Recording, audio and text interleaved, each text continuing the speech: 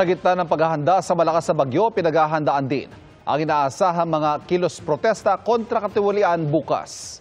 Ngayong bisperas ng protesta sa mga kinurakot umanong proyekto kontra baha, may demonstrasyon na sa Hagonoy, Bulacan habang nakalublob sa baha ang mga rallyista.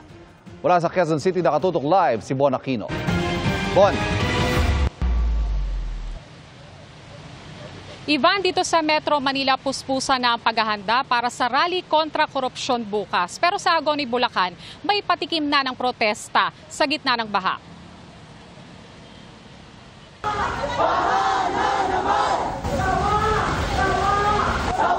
Sama-samang lumusong sa baha ang mga taga Hagonoy, Bulacan na nagprotesta laban sa mga kinurakot umanong flood control project. Sigaw nila, pagtindig sa laban sa korupsyon at pagresolba sa paulit-ulit na problema ng baha sa kanilang bayan, lalo na kung high tide at may sama ng panahon. Bago ang marcha, nagdaos ng misa sa dambana ng Santa Ana. Ipinanawagan din nila na mapanagot ang mga nagnanakaw sa kaban ng bayan. Kasama ng mga residente ang iba't ibang sektor tulad ng simbahan, kabataan, mga PWD, toda, guro at mangingisda. Suportado rin ng lokal na pamahalaan, pulisya at mga bombero ang kilos protesta.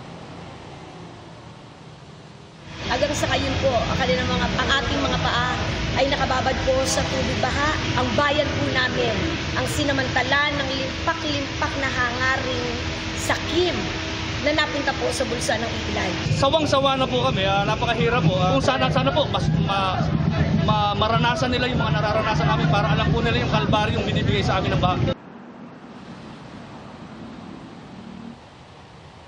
Sa People Power Monument sa Quezon City na isa sa pagdarausan ng anti-graft protests bukas, may mga nakasabit na tarpaulin at may nagwawagayway ng watawat habang may mga pulis na nakabantay.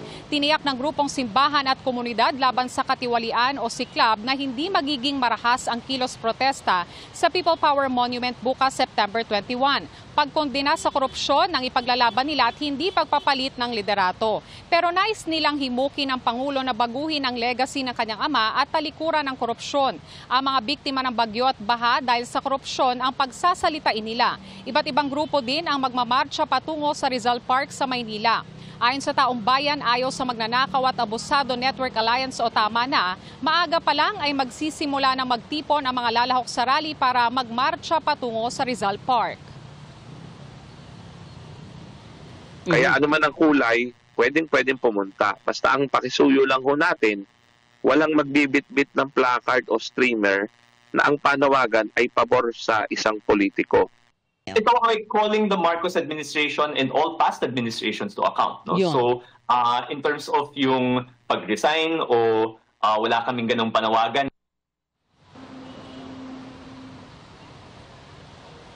Sa Maynila, nag-inspeksyon sa Menjola at sa LRT Legarda Station si PNP Chief Lieutenant General Melencio Nartates Jr. Maximum tolerance daw ang ipatutupad ng PNP. Wala raw silang namomonitor na destabilization plot. Nakikita raw nilang maayos at mahinahon ang magiging aktibidad pero nakahanda raw sila sa anumang pwedeng mangyari. Ivan, sabi ng Civil Service Commission ay hindi naman daw nila pagbabawalan yung kanilang o yung mga empleyado ng gobyerno na lumahok sa kilos protesta. Dito naman sa People Power Monument ay nag-set up na ng mga tent yung mga pulis maging yung ilang mga lalahok sa kilos protesta bukas. Ivan? Maraming salamat, Bon Aquino.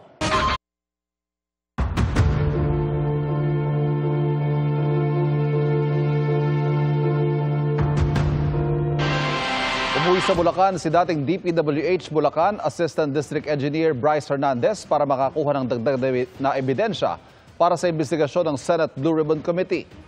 Nakatutok si Darlene Kai. Pasado alas 7 ng umaga kanina umalis sa Senado ang convoy lulan si dating DPWH Bulacan Assistant District Engineer Bryce Hernandez. Pinayagan siyang umuwi sa Bulacan ngayong araw para mangalap ng dagdag na ebidensya kaugnay sa ginagawang investigasyon ng Senate Blue Ribbon Committee sa maanumalyang flood control projects. Mahigpit ang seguridad sa kalye kung nasaan ang bahay ni Hernandez. May nakapwesto mga pulis at kawani ng barangay na nag-check sa bawat pumapasok.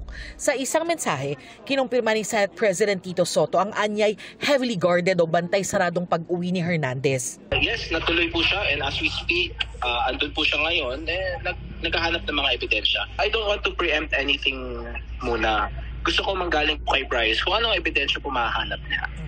And then rest assured na once na nakuha namin, nakolate po namin, and at the right forum, we will divulge all these.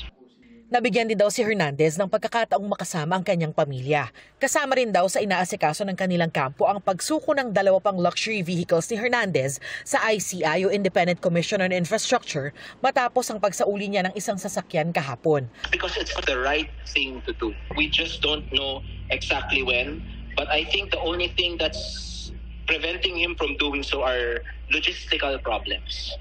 Patuloy raw makikipagtulungan si Hernandez sa mga investigasyon sa maanumalyang flood control projects.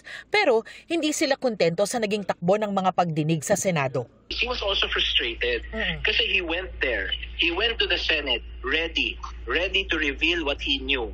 And yet he was never given an opportunity. May mga questions yan. Yes or no lang ang pinapasagot pero he would want to explain why this happened. Unfortunately, parang hindi po nangyari yun. 6:00 ng umaga hanggang 6:00 ng gabi ang ibinigay na oras kay Hernandez. Pagkatapos nito, sabi ni Blue Ribbon Committee Chairman Senator Ping Lacson, kailangan niyang bumalik sa Senado kung saan siya nakadetain mula ng makontempt. Para sa GMA Integrated News, Darlene Kai, Nakatutok, 24 Oras.